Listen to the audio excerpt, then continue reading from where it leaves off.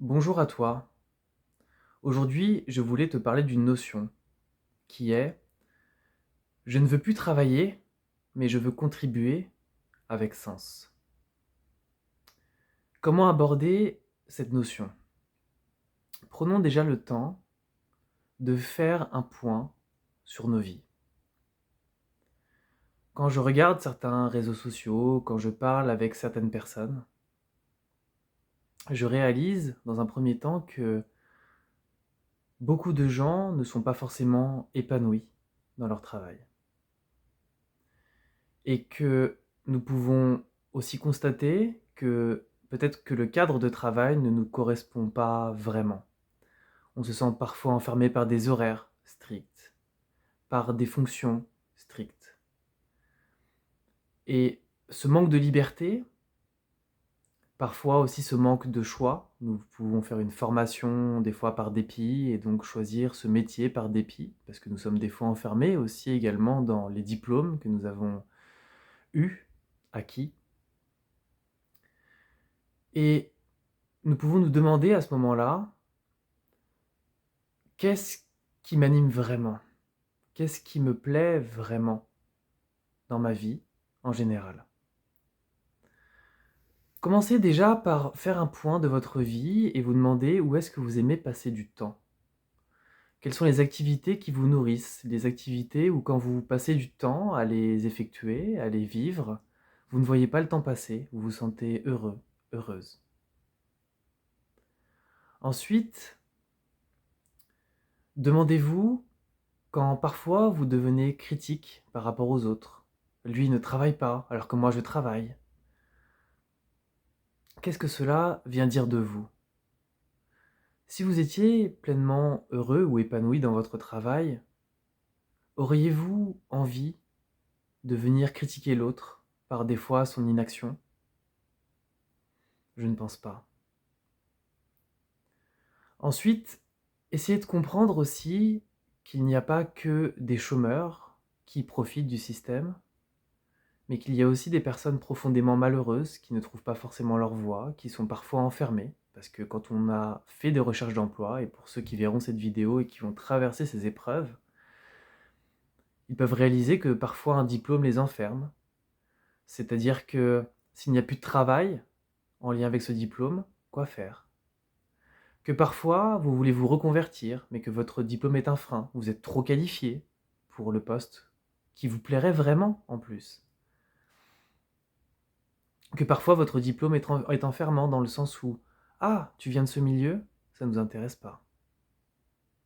Et on ne s'intéresse pas réellement à nos compétences, nos qualités, à notre personnalité, à ce qu'on peut apporter à l'entreprise. Bien entendu, il y a des métiers qui demandent certaines compétences, donc certains peut-être diplômes, du fait de l'expertise demandée. Donc déjà, quand on a fait ce tour-là, de se demander qu'est-ce qui vibre vraiment en nous, qu'est-ce qui compte vraiment pour nous, et de réaliser que parfois on est malheureux et qu'on rejette cette faute sur les autres, alors qu'on pourrait juste faire le constat déjà dans un premier temps, certes inconfortable, que notre boulot ne nous convient pas et qu'est-ce qu'on pourrait faire? Vivre. Et que parfois ce cadre étant un peu enfermant, diplôme, horaire, case dans nos fonctions, que cela ne nous rend pas pleinement heureux et qu'il serait peut-être temps de concevoir les choses autrement ou peut-être d'insuffler de nouvelles manières d'entrevoir les choses. Donc déjà, je ferai un appel à tous les RH, à tous les chefs d'entreprise. Est-ce que vous ne pourriez pas revoir votre manière de concevoir les postes, les fonctions, pour permettre à chacun de pouvoir s'exprimer pleinement et avoir un peu plus de parole, un peu plus de pouvoir et de liberté dans leur emploi? Peut-être de voir si c'est possible d'avoir plus d'horaires flexibles, de telle sorte que chacun se sente déjà moins stressé par les horaires, se sente plus libre et en même temps puisse gagner également en efficience, en efficacité, parce que quand on est moins stressé, on se sent mieux et donc on est aussi plus efficient et plus efficace. Maintenant, voyons un deuxième volet. Demandez-vous qu'est-ce que vous aimez dans votre travail? Alors que ce soit un travail pleinement épanouissant ou un travail passion, ou que ce soit un travail moins épanouissant. Ce que je veux dire par là, c'est que parfois, sans s'en rendre compte, on va vers un travail parce qu'il répond quand même à certaines de nos attentes. Prenant mon cas à moi, je suis allé dans le milieu bancaire, peut-être un peu par dépit, parce que j'aimais bien les maths, parce que j'aimais bien le relationnel, et que du coup, j'y ai trouvé mon compte pendant un temps, parce que j'avais ce côté conseil, écoute. Je pouvais accompagner mes clients dans leurs projets, les écouter, essayer de les accompagner au mieux. Je pouvais aussi accompagner des personnes en difficulté, parce qu'on se rend compte dans ce milieu-là, quand on a un peu d'humanité, qu'il y a quand même des personnes en grande difficulté financière, et que parfois on peut leur éviter certains frais. On peut leur permettre aussi de mettre un peu d'argent de côté, et de réaliser eux aussi leurs projets en les aiguillant, et peut-être aussi en leur apprenant à gérer leur argent peut-être autrement. Parce que parfois on a peut-être pu manquer de base dans notre éducation et que peut-être juste des petites clés peuvent nous permettre de remonter la pente et d'éviter de vivre ces mêmes choses, ces mêmes difficultés au quotidien, juste en changeant des petites choses, notre manière de concevoir les choses et de gérer notre argent dans ce domaine-là. Donc demandez-vous pourquoi vous faites ce métier, qu'est-ce qu'il vous apporte. Je veux dire, par exemple, tu peux très bien aimer travailler en usine et parler avec personne, et parce que tu as besoin de cette tranquillité.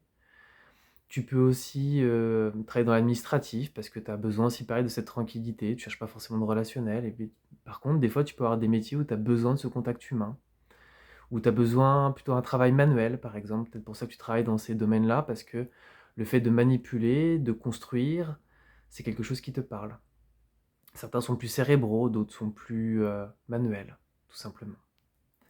Et donc déjà, faire le constat de pourquoi on fait ce métier et qu'est-ce qui peut nous plaire dedans, nous permet aussi de nous rapprocher de ce qui compte pour nous. Et peut-être de se dire que peut-être que le métier que je fais ne me convient pas, mais en même temps, je réalise que le côté manuel est très important pour moi, par exemple, et vers quel type de métier je pourrais me tourner pour exprimer ce côté manuel qui me nourrit dans un contexte qui soit plus gratifiant. Ensuite, la troisième notion, c'est qu'on réalise aussi que quand on fait quelque chose qu'on aime vraiment, par exemple les métiers passion, on est aussi beaucoup plus résilient. Quand on voit les agriculteurs, quand on voit les infirmiers, les infirmières et d'autres métiers bien sûr, quand on voit leurs conditions de travail, quand on voit leurs difficultés parfois aussi, on se rend compte que c'est la passion, c'est ce qui les anime, qui leur permet aussi de tenir. Et je souhaite aussi que ces personnes qui ont des métiers passion puissent un jour les effectuer dans des bonnes conditions. Parce que ça me fait mal au cœur parfois de voir des infirmiers, infirmières, des agriculteurs se reconvertir juste parce que leurs conditions de travail sont parfois exécrables, invivables, ultra stressantes, et qu'ils ne peuvent pas effectuer ce qui les anime véritablement, juste parce que les conditions de travail sont indécentes. Maintenant, venons à la notion de contribuer et de sens. Maintenant que nous avons fait un constat sur le monde du travail dans lequel nous sommes. On peut se rendre compte que chercher un travail, c'est parfois stressant, parce qu'on nous met dans plein de cases, dans plein de dénominatifs. Et là, j'aimerais vous amener dans un nouveau paradigme et essayer d'imaginer ce que ça pourrait être et comment est-ce qu'on pourrait tendre vers cela. Imaginez demain plus de diplômes, plus de cases enfermantes et une totale liberté de faire ce qui nous anime. Dans l'idée, c'est qu'on a besoin pour faire société ensemble de répondre à des besoins primaires, comme se nourrir, se loger, s'habiller et puis avoir accès à quelques énergies pour pouvoir vivre au quotidien, électricité, essence et ainsi de suite. Ce qui n'empêche pas de tendre vers la décroissance et la sobriété, c'est-à-dire de consommer moins, d'essayer de se mettre plus en lien les uns avec les autres, de faire peut-être plus de covoiturage, enfin bref, il y a peut-être aussi ça à repenser. Mais ce que je voulais amener comme réflexion et comme nouveau paradigme, c'est comment est-ce qu'on pourrait construire une société où chacun pourrait contribuer pour répondre déjà à nos besoins primaires, et puis il y a aussi à d'autres besoins, tels que la culture, les loisirs, pour pouvoir s'épanouir, tels que d'autres domaines aussi, comme la recherche, le développement, pour pouvoir, pourquoi pas, créer des produits plus durables, qui nous permettent d'améliorer notre quotidien sans être dans l'opulence ou dans l'excès. Et donc, comment est-ce qu'on pourrait, en fait, en gros, ouvrir un champ des possibles, c'est-à-dire que Parfois, quand on rentre dans la vie active, on ne sait pas ce qu'on veut faire, on ne sait pas réellement non plus qui on est. Et c'est grâce aux différentes expériences, aux différents vécus, qu'on apprend à se découvrir. Moi, le fait d'avoir travaillé en banque, puis après d'avoir été à mon compte dans l'accompagnement et la thérapie, puis ensuite faire des conférences, des ateliers, je me suis découvert des compétences, des attraits, et j'ai appris à me découvrir.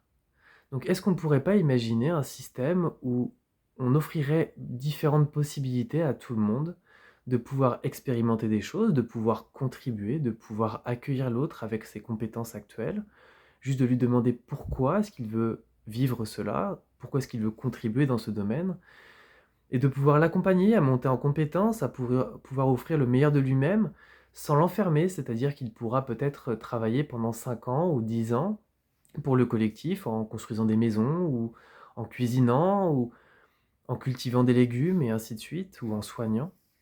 Et peut-être aussi lui ouvrir l'opportunité de se dire, bah, si tu as envie de découvrir autre chose, un jour tu as peut-être envie de te tourner vers la nature, ou peut-être vers un autre domaine, et ben tu as aussi la possibilité, et ce, sans pression.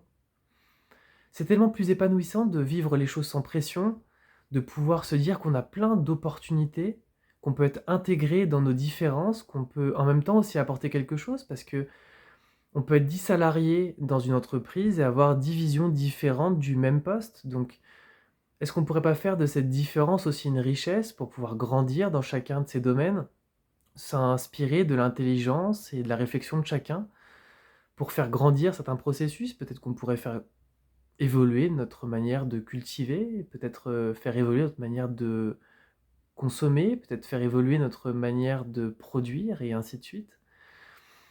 Donc, ce que je vous invite à faire aujourd'hui, c'est à prendre une feuille dans un premier temps et à noter comment est-ce que vous vous sentiriez dans un paradigme où, peu importe que vous sachiez ce que vous ayez envie de faire, vous puissiez être dans un monde libre où vous puissiez exprimer et vivre et expérimenter plein de choses sans pression. Si demain, bah voilà, vous suffisait juste d'aller dans un champ, d'aller parler avec un agriculteur et de lui dire, bah voilà, j'aimerais apprendre le métier d'agriculteur, j'aimerais me joindre à l'aventure, est-ce que tu peux m'apprendre le métier? Demain, de se lever et de se dire, ok, j'ai envie d'apprendre bah, des choses sur la nature ou comment construire telle ou telle chose, d'aller voir une structure ou des personnes qui se sont organisées autour de ça et de leur dire, bah voilà, j'ai envie d'apprendre à construire une maison. Est-ce que tu peux déjà m'apprendre les fondamentaux? Je vais t'aider et je vais t'apporter mon aide. Et donc d'imaginer ce paradigme et comment est-ce qu'on pourrait tendre un peu plus vers cela. Déjà, de quoi est-ce qu'on a vraiment besoin dans notre société? Quel type d'activité? Et ensuite, qu'est-ce que ça générerait en vous de pouvoir vous lever le matin et de vous dire, voilà, j'ai plus de pression de trouver un travail, de gagner de l'argent, mais j'ai juste besoin de me demander qu'est-ce que j'ai envie de faire et où est-ce que j'ai envie de contribuer avec sens. Et où est-ce que ça me nourrirait de nourrir, enfin de vivre avec sens. Par exemple, prenons l'expérience aussi et le reportage qu'il y a eu sur Notre-Dame. Ce qui était très beau, c'est de se rendre compte que des personnes sont prêtes à travailler un grand nombre d'heures. Alors je n'appelle pas l'exploitation humaine, bien sûr, mais elles sont prêtes à travailler un nombre d'heures incalculable, juste parce qu'elles sont en communauté, parce qu'elles convergent vers un même but, et qu'elles le font ensemble. Et je me rappelle de ces personnes touchées, même presque au bord des larmes, qui étaient heureuses d'avoir vécu une expérience humaine et d'avoir convergé ensemble vers un but commun. Et donc maintenant, ce que je vais vous demander, c'est de vous mettre en posture de méditation, sur un coussin de méditation, sur votre canapé, ou même de vous allonger tout simplement, et d'imaginer ce paradigme où demain, chacun pourrait trouver sa place, serait libre de changer, d'évoluer, de progresser, de faire plein de choses dans sa vie et de contribuer dans plein de domaines différents, mais aussi de laisser des personnes peut-être contribuer dans un même et unique domaine toute leur vie. Voilà, chacun est libre de faire comme il l'entend, et de voir comment vous sentiriez. Plus de stress, une grande liberté d'action, une grande liberté d'apprentissage, une grande liberté de découverte de soi, que chaque enfant et chaque adulte puisse se construire, même s'il ne sait pas la voie qui compte pour lui et qui l'anime, et qu'il puisse la découvrir pleinement à travers ses différentes expériences et son vécu. Imaginez, voilà, comment est-ce qu'on pourrait se sentir demain, Comment est-ce qu'on pourrait faire société ensemble demain, si le monde était comme ça, de ne plus travailler, mais de chercher à contribuer avec sens? Les gens ne resteraient plus chez eux. Je pense pas que certaines personnes soient vraiment heureuses de rester chez elles à profiter ou à vivre de certaines aides. Je pense que si demain on leur donnait du sens, elles auraient envie de se bouger, et envie de bouger, parce que c'est aussi plus nourrissant. Et puis imaginez ce monde d'entraide, de coopération. Nous sommes des êtres de coopération. On nous vend ce monde d'individualisme, de compétition, de réussite à tout prix, mais est-ce que réussir, ce n'est pas se développer soi-même et grandir ensemble? Voilà une autre réflexion. On se rend compte que quand on s'unit ensemble pour différents projets, quand on se serre les coudes aussi dans des moments de difficulté ou de défi, il y a aussi de grandes choses qui émergent et qu'on trouve une énorme force à être tous ensemble. Donc est-ce qu'on ne pourrait pas trouver un moyen de contribuer à faire vivre ce monde, à faire vivre cette vie en communauté, ensemble et avec sens, avec plus de liberté, moins de stress et beaucoup plus de joie, d'enthousiasme et d'épanouissement. Je te laisse sur cette réflexion et je te dis à très bientôt.